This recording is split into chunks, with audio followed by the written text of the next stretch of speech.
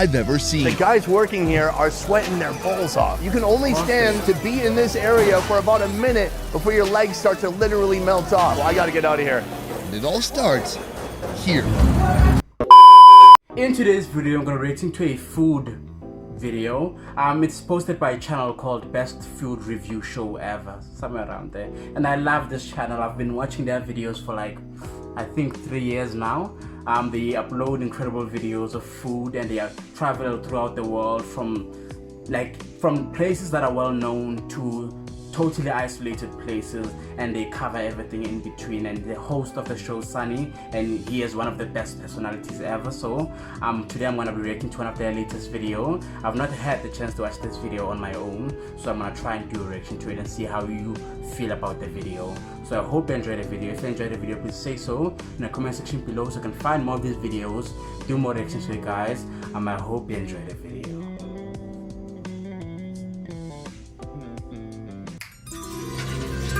Check it out. Welcome into the coolest roasting contraption I've ever seen in my life. In this video, That's the good stuff. you're gonna witness one-of-a-kind street food This has become like a soup. in Nepal's bustling capital of Kathmandu. Oh my God. But first, let's back up.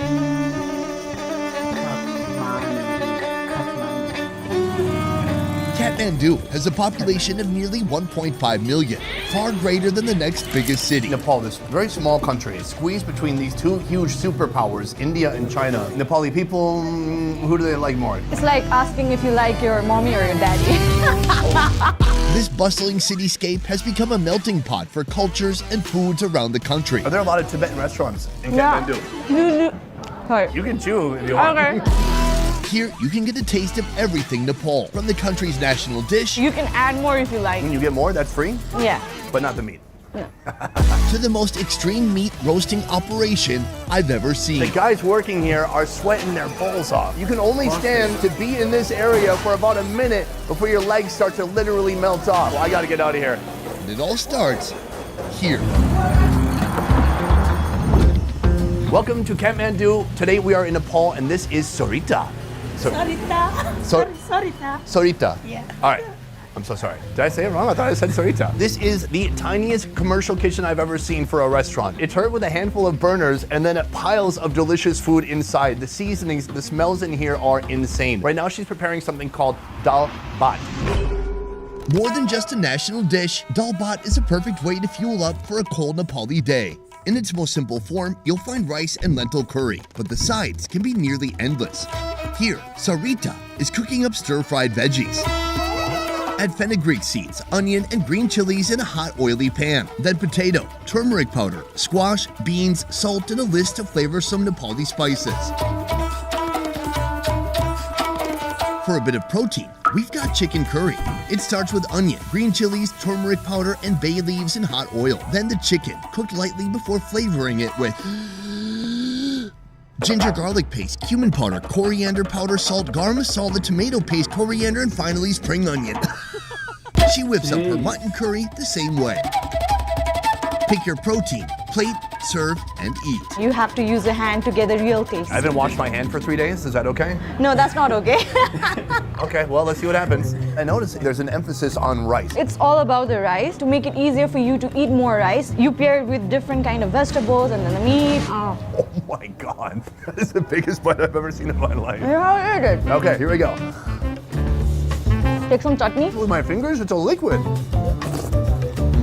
Oh wow, it's really hot and sour. Everything else is very savory, a huge blend of spices. I got a big, beautiful piece of mutton right here. If you have bone, then you gotta take it apart by using your teeth. Never this hand. That's for something else. That's for naughty time. Yeah. Oh yeah, Muslim country must be Muslim. I really taste the turmeric coming through. The meats are just so delicious. The way they're cooked, the seasonings really permeates into the meat. You can like feel it as you're eating it, like the masala squeezing out. Try the lentil. It's like a split pea soup. No chunks, just very smooth. Chicken's also very good. Pretty much the same, just a slightly different texture. Yeah. We gotta do a hand check. Look at her hand. Joining us today, Manjita, I gotta say, we're about the same. Oh, I think I did better than you. full-time student and part-time eater, showcasing the best food her country has to offer. The first time I ever tried Nepali food was actually in Texas, in the USA. And it was delicious. But the thing is, the restaurant could not advertise that they had Nepali food they had to advertise that they had, can you guess? Indian food? That's right. Because they would say it was similar enough, but also India is so huge, people just know it more. How would you compare food here with food in India? It's totally different. What separates Nepali cuisine from its neighbors in the south is in the details. We don't use much butter. A ghee. Yeah, ghee. And the herbs and spices are also different from there. The way they cook, the timing, and the masala that we use here. Did you just steal my... Yeah, you're not eating fast enough. You stole my food! Yeah, you're a great storyteller. Folks here prefer rice, while I like your Indians use a personality. lot of flatbread. There are also dishes that distinguish Nepal from any other place. For breakfast, we have donut and tea. Yeah, that's something different. And then for lunch, we usually have momos.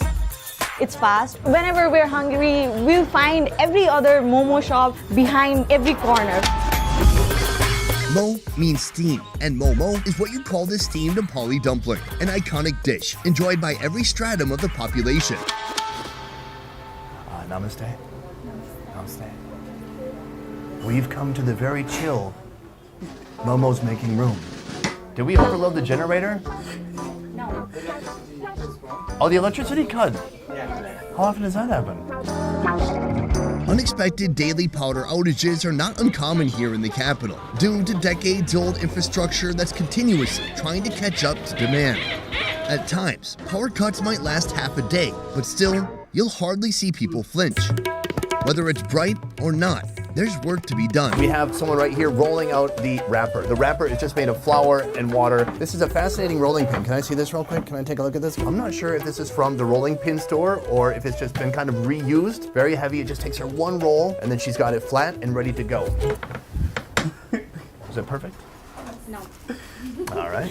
The filling is made from a mixture of blended onions, ginger paste, masala, turmeric powder, Nepali hog plum, sesame seeds, and protein, either ground chicken or ground buffalo. Each dumpling they have here has a little bit different shape. These with the buffalo are a bit more circular and then kind of twisted at the top, but the ones that are filled with chicken have a more of a crescent shape. Mine's more like a jalapeno popper. It's beautiful. They're literally making hundreds, I would guess thousands, because they sit at this table for hours making these. Put them on the trays, and the trays go into a waiting area until they're ready to go onto the steamer.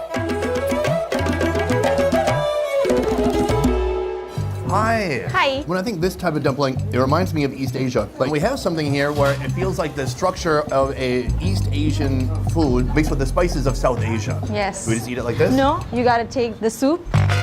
Oh my God, you smother it. This is made from sesame seed, peanuts, and then hog plum. So it's sour, it's salty. Now you take the hot sauce. Sorry, just like immediately salivating. My mouth is watering. There's so much sauce on it. Let's go for it. Take more soup. Oh yeah, the soup is so awesome. It's so peanutty. You can taste the sesame seeds in there too. You'll see a lot of people coming here and just ordering a plate of momo and drinking this. Right. A lot of it. Rich, delicious, and full of spices. It's a great combination. The wrapper of this dumpling is so chewy, but then there's like a big greasy piece of meat inside, like a little meatball. Is buffalo a pretty common protein? Yes. In this Hindu majority country, you're not going to find many beef options. According to the Hindu faith, cows are to be revered, but buffalo, well, they're fair game, and their meat is nearly indistinguishable from the usual ox beef. We've got like anything you name it, and then they have a buff meat addition to those dishes. The people here also love the buff momos a lot more than any other momo here. So who's the chicken for? There are a part of the population, they do not eat buff because buffalo is the god. Wait, Hindu folks believe buffalo is also God. Yes. I've never heard that before. Chicken's good too, but I gotta say, if I had to choose one, buffalo all day.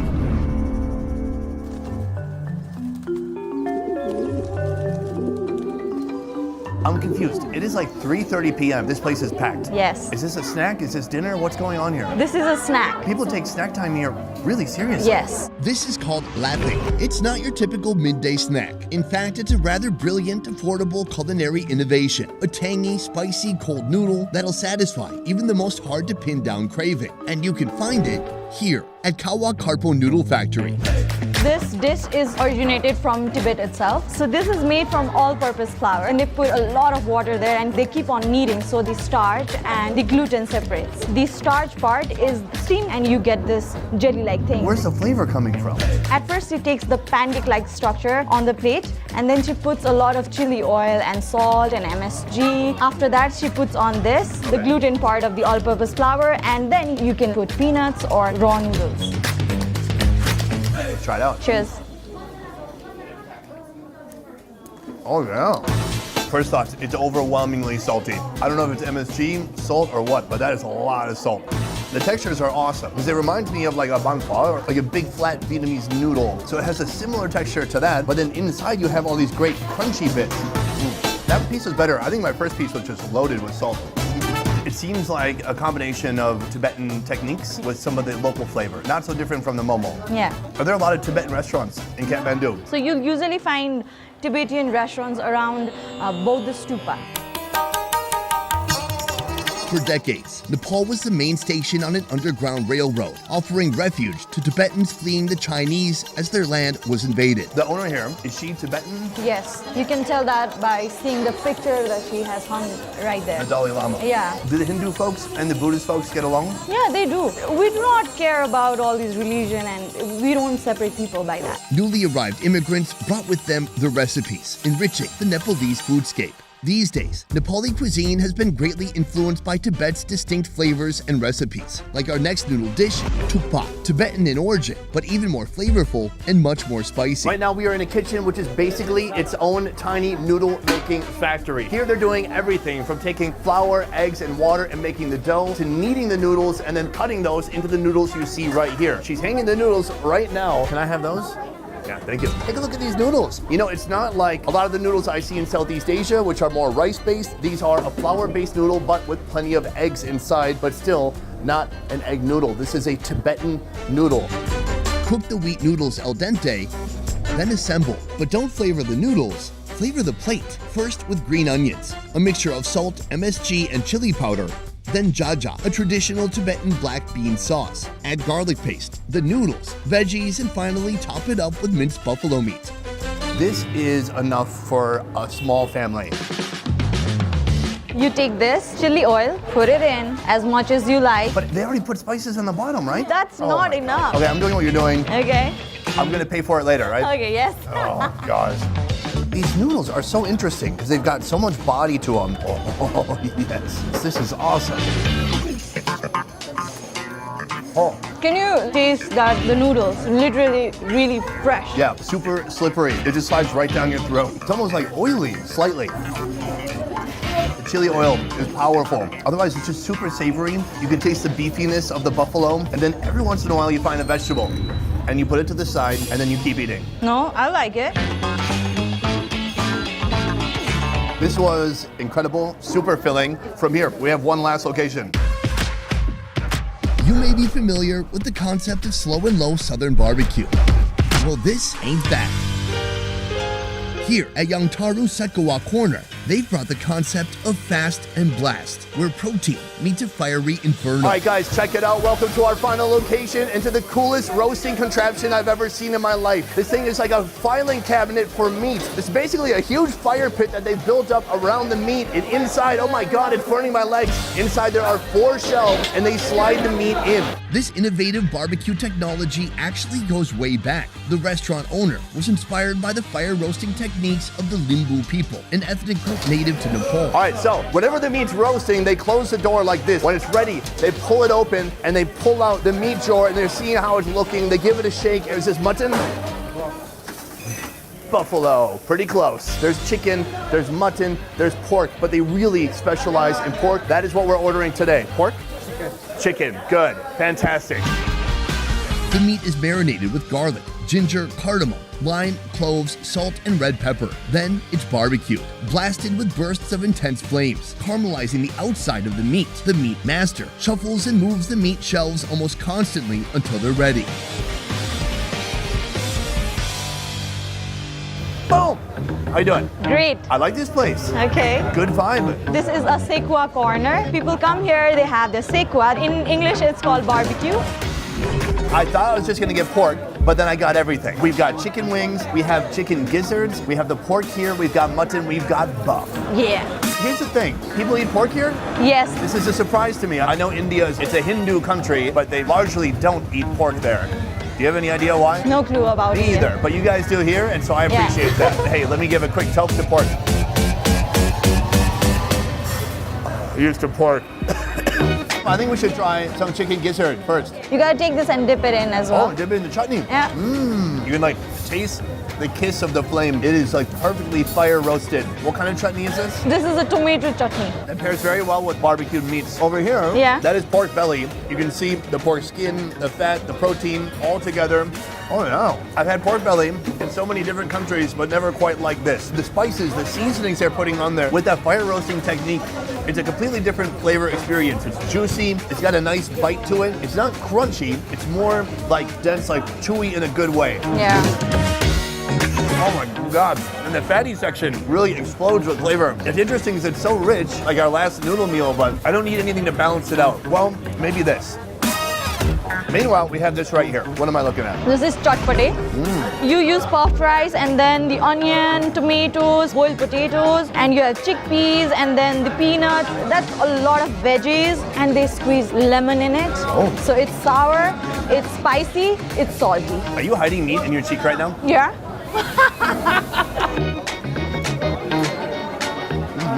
It's such a great pairing to all this meat. Yeah. Although it's still spicy. Most of the dishes are spicy, you know? Right. It's not like it's too spicy, it's like it's an abundance of spice. And I just need to build up my tolerance again. Yeah. So aside from the obviously delicious pork, they also have incredible mutton. It's cooked perfectly. A little smoky, juicy, and no bones. It's so convenient. This is buffalo. You like it without the dip? It's already so seasoned. People here love flavor so much that even though there's so many spices on here already, they're like, I need more spice. I want to ask you, do you wish more people knew about Nepal? Yes, obviously. Because I don't think Nepal has got as much exposure as the other countries have, while Nepal has a lot of food and cultures to offer. They gotta come here to know what I'm talking about. Nepal has been on my radar for a long time. A lot of people have commented on my videos saying that I have to come here, I have to see it for myself. I didn't know exactly what to expect of the food. I did try some Nepali food in Texas, but today has changed any preconceived notions I had. It's kind of just opened my mind to a whole new experience. There are similarities to other countries, but Nepali food definitely has an identity all its own. Yes. Here's to Nepal. Yeah. Here's to the future. Okay. And thank you so much for, you're trying not to cheers. Yeah. Listen, clinking a glass is not a contracted drink. You can just do a clink, and it's okay. Clink, now you have to drink. No. Best Ever Food Review Show is a small team of independent creators, and everything we do here works because of you guys. Click the link in our description to join our Patreon and receive exclusive benefits. A peace. There are so many different unique dishes that we're gonna try in just a moment, but first, we gotta cook these noodles. And I'm not gonna be a part of that actually. I give her the noodles, and she cooks them. Are they adding turmeric to that to make it yellow? Yes. Okay. And did you add turmeric to your fingernails to make them yellow on one That's hand? what happened when I had dal bhat. Is that for real? Yes. Is it white on one side? Yeah. Oh my God. So you gotta take your dal. You have to put this. Put the turn rice towards me. Because this is the main one, right? Okay. Yes. I was disoriented. Yeah. This is usually what's hidden from view of the public, but this place is awesome. Let's show them how it's done. Can we make some momos? How many do you make in a day? What happened? Did the light just turn on? Yes. Hallelujah. Yes? Oh, do you guys know Hallelujah? Yes. Are there a lot of Tibetan restaurants in Kathmandu? Sorry. You usually You can chew if you want. You take this chili oil, put it in as much as you like, according to the spiciness level you can handle. Okay, what if as much as I like is 0? Then don't put it. I do like chili oil. Hold on, maybe I should test it to see if I like it first. Okay. No, I'm just kidding. Boom, that is the end of our first video here in the country of Nepal. I want to say a huge thank you right here to Manjita. Thank you so much for coming to Nepal, Sunny. My pleasure, and I'm glad I got to hang out with you on my first day and see all this amazing street food. I had a great time. If you guys want to follow her and her fun food adventures here in Nepal, in Kathmandu and beyond, please go to this channel right here. Follow her on Instagram. Gentlemen, polite DMs only. That is it for this one, guys. Thank you so much for watching. I will see you next time. Uppies. Oh, you've watched it before. Obviously. Oh, very cool. All right, can you do the other part at the end that the co-host usually does? No. What is it? That was a nice video. Oh, God.